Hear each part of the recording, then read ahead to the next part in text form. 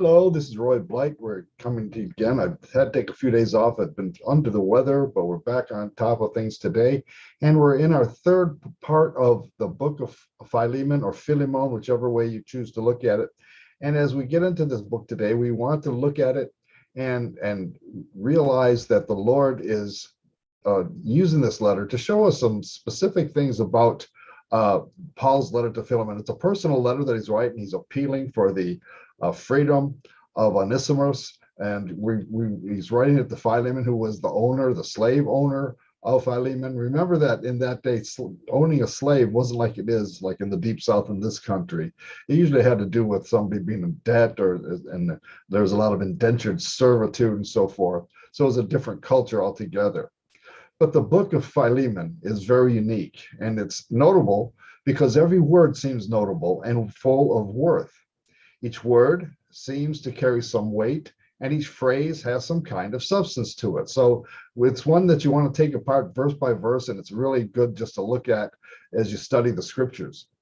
Paul, it says, a prisoner of Messiah Yeshua, and Timothy, our brother, to Philemon, our beloved friend and fellow laborer.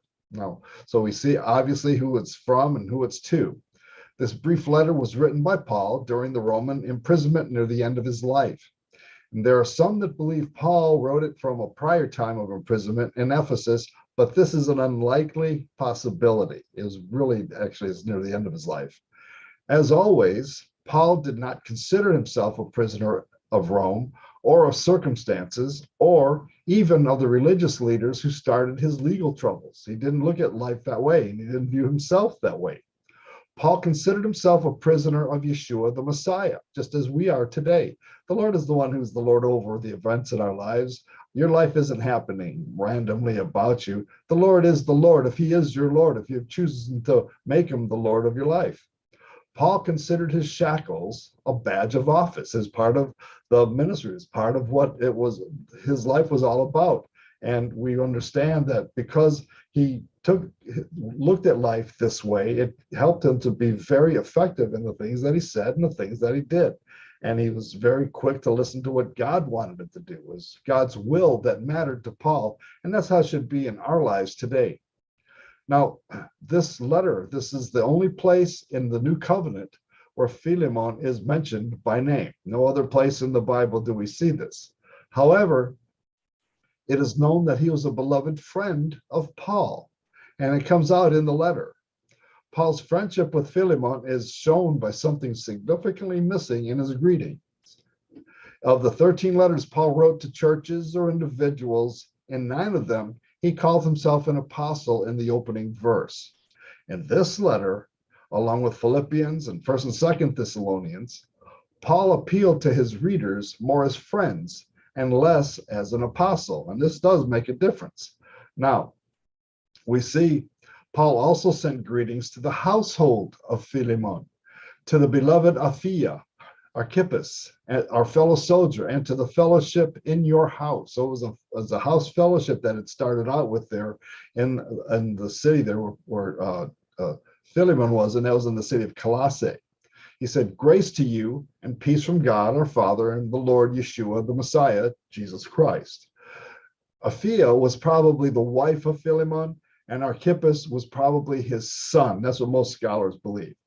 This address to family members is unique among the letters of Paul, but it makes sense considering the content of the letter to Philemon.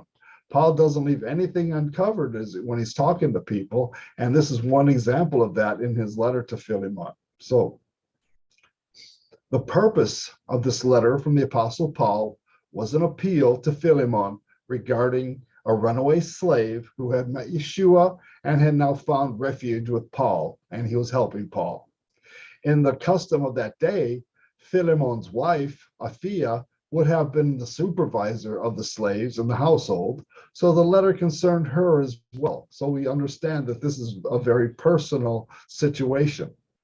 Actually, she would have been a large part of the decision-making concerning an escaped slave. She would have probably been in charge of the day-to-day responsibility of taking care of the slaves and or the servants that were there. So she's involved. It says Paul wrote to the church in your house. Now, this meant the congregation or the fellowship that met in his home. And the overall fellowship in or near Colossae may have had many local fellowships that met in homes. And so this is just one of them. And Colossae was a major city in Asia Minor. And so this is the context of who and where Paul is writing to. Remember, the earliest Christians had no property of their own for church buildings. It's not like we see it here today. It all started out in people's homes, and sometimes they would meet in fields and so forth. So we realize that Paul is writing to this group. It's very normal for him to approach them this way. The Jews in those days had their synagogues, but believers in Yeshua met in the homes of their members. The local fellowships in any city would be gathered into different house gatherings with a city bishop overseeing the different local assemblies. So the head of the believers in any given city was known as the bishop, and they would meet in houses, and they would probably go house to house. That's just the way it was. It was not really until the 3rd century AD when any evidence of the existence of any congregational buildings can be found. All references point to private houses for any kind of worship service. And this is a keen insight into the new covenant, into the Brit Hadashah, because you realize that the early believers, it was a house group setting. It wasn't mainly congregations. A lot of them were not allowed to meet publicly. A lot of them were afraid to meet publicly. So it was always in the house. It was always very hush hush. And these in the city, leaders were known as bishops and elders and deacons and so forth. Philemon had a fellowship, therefore, that met in his home, and this suggests to believers that their homes should also be a place of worship, and that each home should have the characteristics of a healthy place of worship. It's important that we open up our homes and that we also worship there. If there's something stopping you from worshiping in your home, there's probably something in your home that is hindering that. So I would pray about that if I was you. Home fellowship was actually the way the body of Messiah started out, and home fellowships and gatherings was what made it flourish in the early centuries. Paul said, I thank my God, making mention of you always in my prayers. Paul prayed often for Philemon, and he prayed with thanksgiving to God for Philemon. Philemon had been such a blessing to Paul that he prayed for him often and was grateful for him. So this is stated right at the very beginning. In Paul's letters, 4 times, he said that he made mention of people in prayer, to the Romans, to the Ephesians, to the Thessalonians, and here in Philemon. So this is something that's very special to Paul. This is something that should be understood as something that close to his heart. The Romans, Ephesians, Thessalonians were close to him. And remember that Philemon was his good and dear and trusted friend. He said, making mention means that Paul did not always pray long, intricate prayers for Philemon, but he did often make mention of Philemon in his prayers. Prayer is not ritualistic. Prayer is in the spirit. When you're praying in the spirit, you're praying to whatever comes into your heart, and you're lifting that person or that thing or that situation up before the Lord. And it's much more effective than any kind of ritualistic kind of prayers or ceremonial prayers. So making mention speaks to Paul's spirituality. Paul thanked God for Philemon because of his love and faith. He said, first towards Yeshua and then towards all the saints. Now, the word saints in the New Covenant describes every true believer, not just a few exceptional followers of the Lord. It's not like you see in the Catholic Church where there's saint so-and-so and saint so-and-so. All believers in the Lord are known as the saints. So understand that's very important to the context of what we're talking about here in the Bible. So Paul is discussing the situation with him. The overflow of a life touched and changed by God is the real story behind every good thing in the life of Philemon. He was a product of the Holy Spirit touching him and changing his life. And this becomes very clear as you read the book of Philemon. Philemon was an established adult male, and he had probably a business, a home, a family, but the Lord saved him, and his attitude and his life had changed.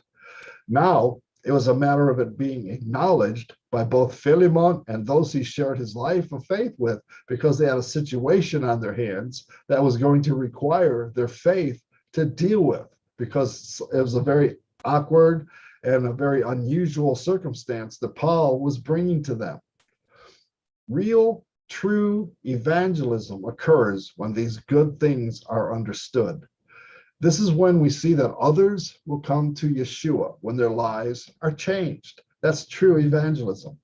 The reason why some sharing of the faith is not effective is because we do not know or cannot communicate every good thing God has done for us. That is how we witness for the Lord, letting people know, letting them see what God has done for us in our lives. We are changed vessels. What we were before, we are not now. And if you have that testimony, if you have that lifestyle, you'll be effective as an evangelist, not so much by what you can say, no matter how sharp your salesman type words are. That's not it at all. But the evidence that you have of your life that's changed before the world, that's what people are really looking at. And that's what people want to see. And that's what people are actually hoping for in their life, so that they can have hope that Yeshua, Jesus, can change them as well. It is possible that Paul meant the sharing of material things when he's talking to Philemon, and that be prompted by faith. But we see here it's actually it's through faith. The ancient Greek word for sharing is koinonia, and sometimes Paul used koinonia, which also means fellowship and sharing, in describing giving. So koinonia is an important Greek word for us to use. It means fellowship, and it also means sharing. And in God's eyes, they're basically one and the same.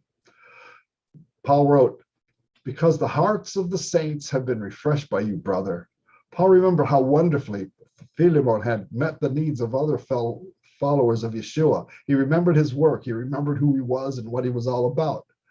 He had effectively refreshed the hearts of others around him, which is a great gifting. Not many people can do that. People that knew Philemon knew that he would take care of them, knew that he was a true gentleman, that anybody around him, he made sure that they were comfortable first before he would even look to his own needs.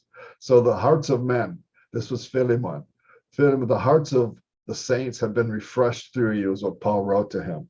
Now, the hearts, think about this, the hearts of the saints have been refreshed through you. Can you imagine the Apostle Paul giving you that kind of credit, or giving you that kind of a blessing in your life, to say that to you, that the hearts of the saints have been refreshed through you? I pray that somebody will say that about me.